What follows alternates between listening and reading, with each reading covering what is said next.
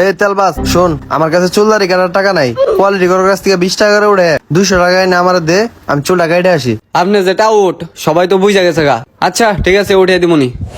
Quality গুলারে মুরগি বানাইতে ভালোই লাগে, ওদের টাকায় আসছে চুল কাটতে। আবির বস, আপনি যে চুল কাটতে আসছেন টাকা পাইলেন কই? আমাদের 10 জন কোয়ালিটির থেকে 20 টাকা করে উঠে 200 টাকা নিয়ে আসছি। না ছোট ভাই, চুল তো ভালোই কাটছো, তবে এতটাও ভালো হয় নাই, তাও চলে। আচ্ছা ছোট ভাই, তাহলে তুমি থাকো। হ্যাঁ, তোমার টাকাটা আমি দিলাম না।